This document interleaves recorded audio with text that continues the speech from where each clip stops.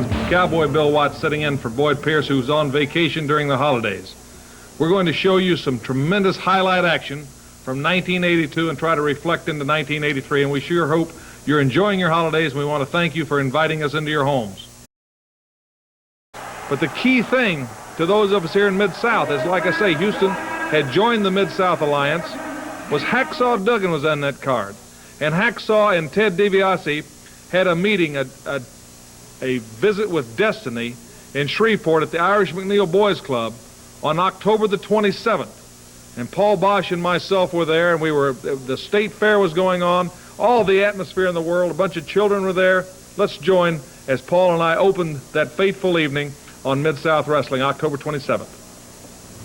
Well, Paul Bosch is standing with me, the promoter from Houston, Texas, a venerable promoter, a well-respected at making his first live appearance here at Mid-South, and anticipation, excitement's in the air. The Louisiana State Fair going on in the fairgrounds here outside the Irish McNeil Boys Club.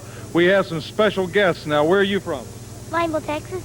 Laneville, Texas. A whole group of boys from the Summit Oaks Club. We're sure glad to have them. We've even got a gorilla from the fair that's invited all the kids, I guess, to share the gorilla show out there right after. So lots of things are happening. And of course, the big thing, Paul, and the reason you're here is the no disqualification match for the Mid-South tag team titles, where the person that loses a fall has to leave Mid-South. Well, I'm particularly interested in that because it's going to affect my promotion in Houston.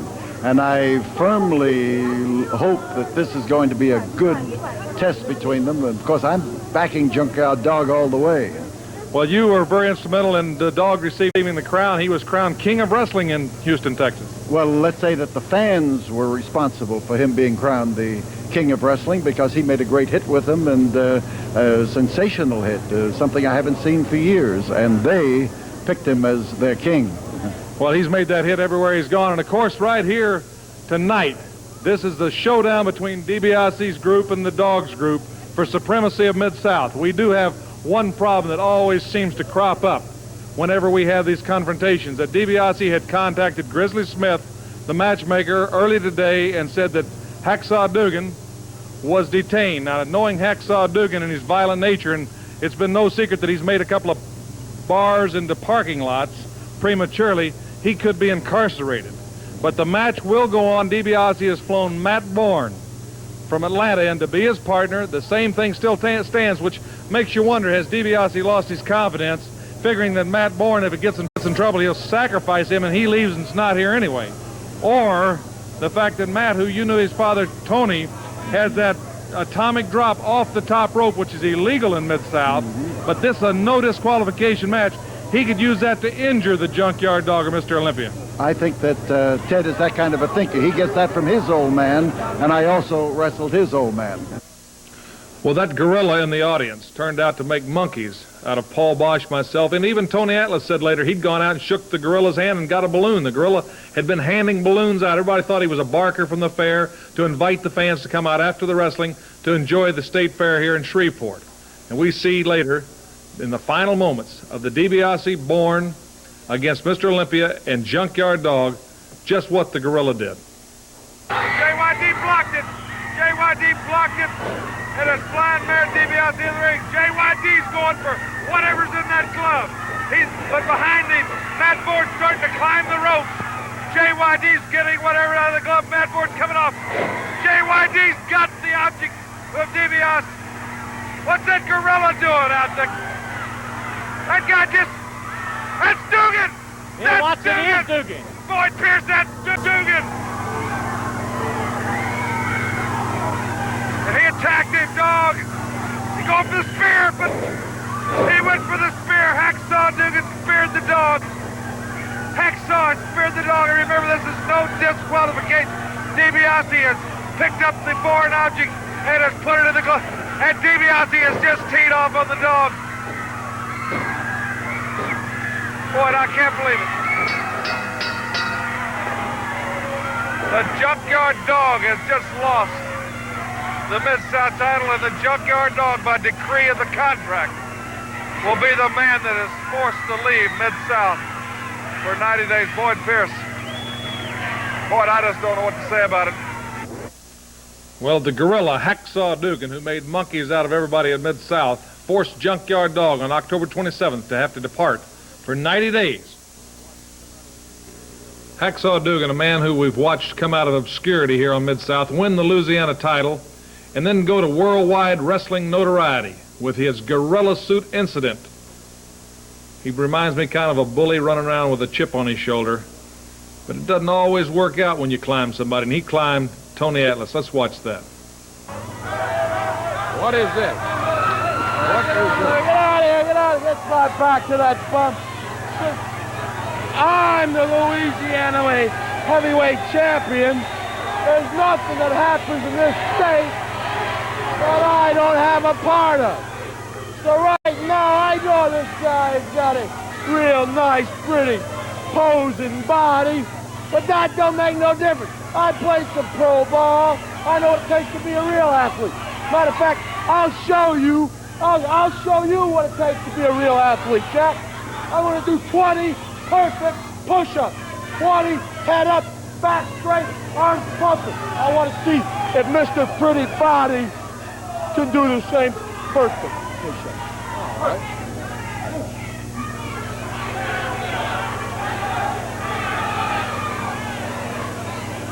10.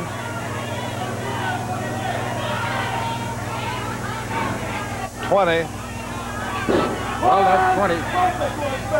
Go over the 10, pretty man.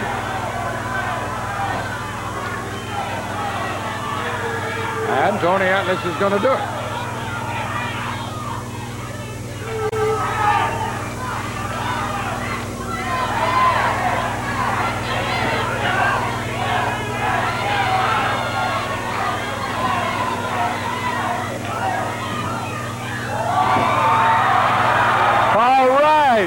All right, after that, Boyd Pierce, he's doing it with one hand. Now he's shifted it. Tony Atlas has answered Mr. Hacksaw Dugan. I love it. He'll face it. Look at him, man, go. He's playing with him. He's playing with him. Well, big deal. Stand back here. Stand back. Dugan got 1, 2. I think he ran out of gas. Dugan wants to see him do it Dugan again. wants to see him do it again. I think Tony's got Dugan's goat. People are telling Tony not to go for it. They better watch Dugan. I hope he's got Well, he's going to do it some more. Maybe Tony's just so powerful he doesn't care. Dugan started a war. Dugan has started a war. He's trying to take advantage of Mr. USA. I've seen this happen before. I've seen some people try to take action on Tony, but Tony's got that reserve, and it's called heavy-duty power. People are calling for Tony to go.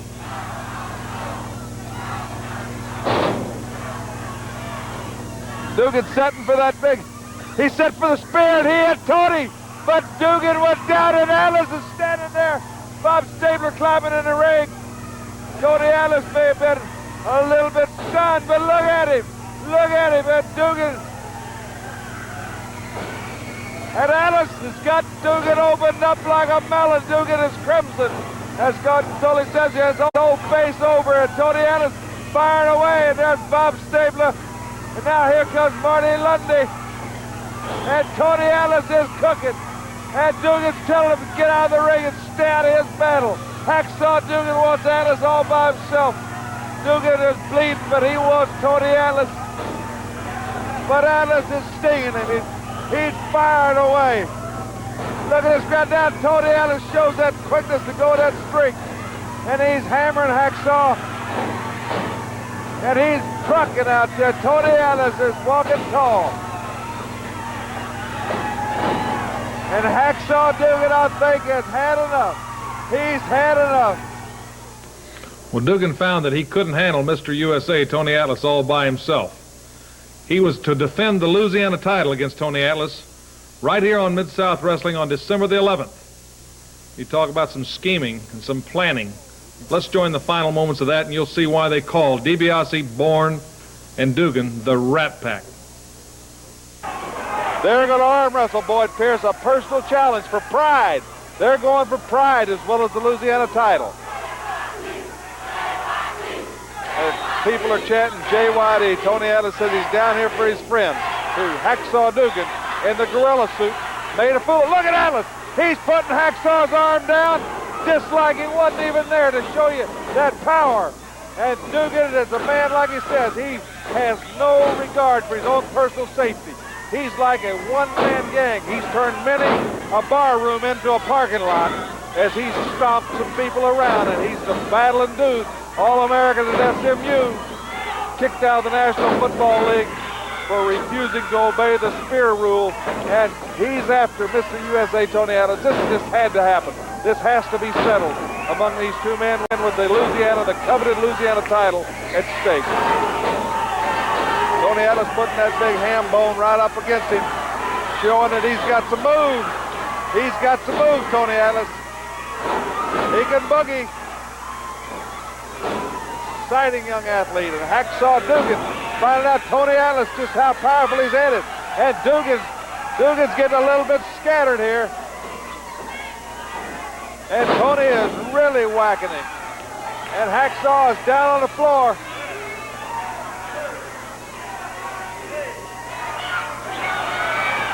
Hacksaw trying to collect his wits.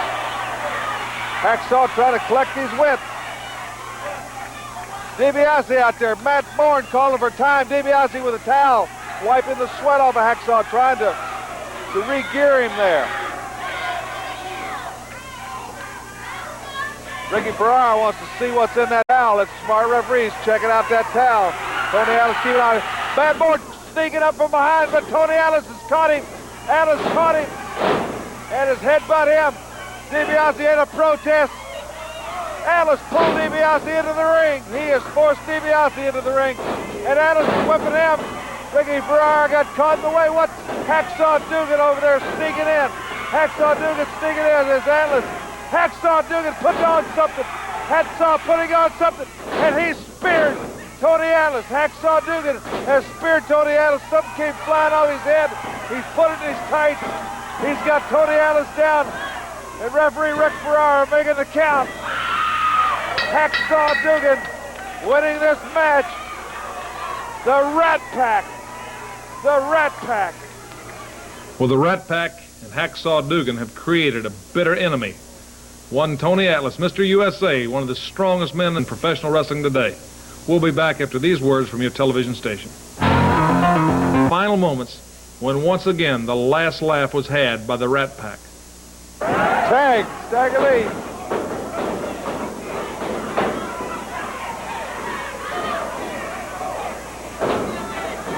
Well, I can't tell if he tagged or not. I don't know who's the legal man. I can't tell who the legal man in the ring is.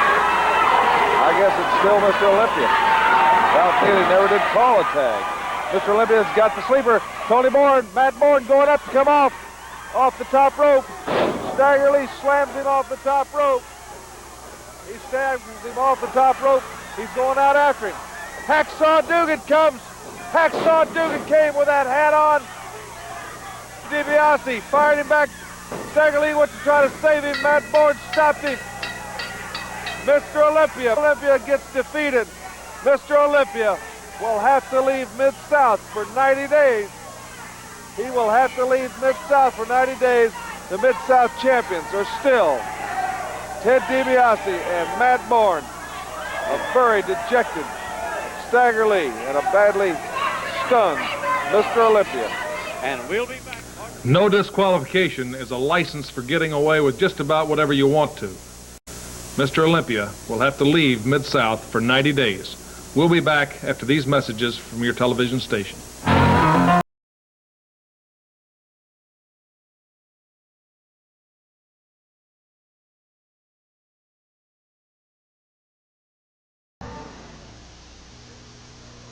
I personally think the most dangerous event in pro wrestling is a battle royal, because you have so many men inside such a small area, and you never can tell which way to protect your back.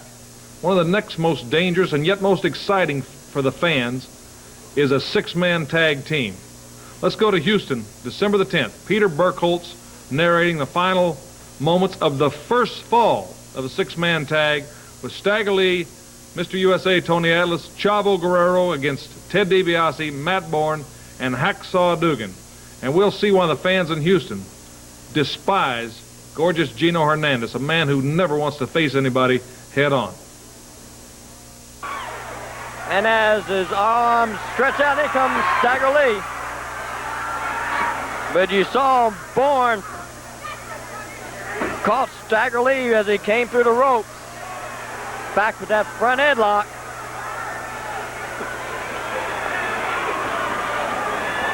And the dog, who likes Stagger Lee, sent Stagger Lee down to settle his feud with Ted DiBiase.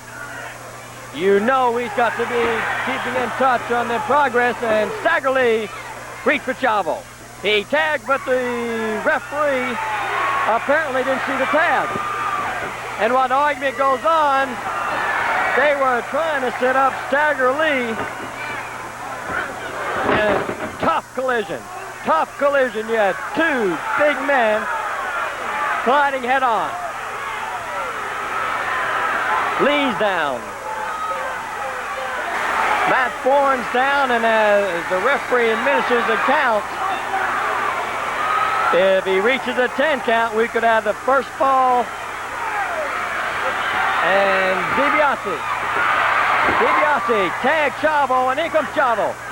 Now, Chavo is one man who can handle any wrestler, regardless of size or reputation, and he can handle them several at a time.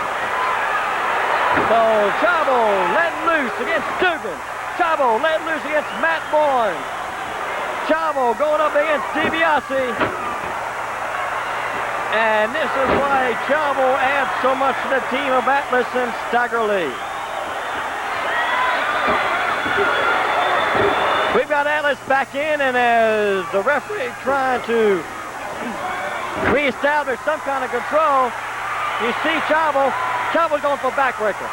Chavo's going for a backbreaker, and that's Gorgeous Gino. That's Gorgeous Gino Hernandez, and that chair crashed down on Chavo. Gorgeous Gino came charging out of nowhere. He drove that chair across the head of Chavo.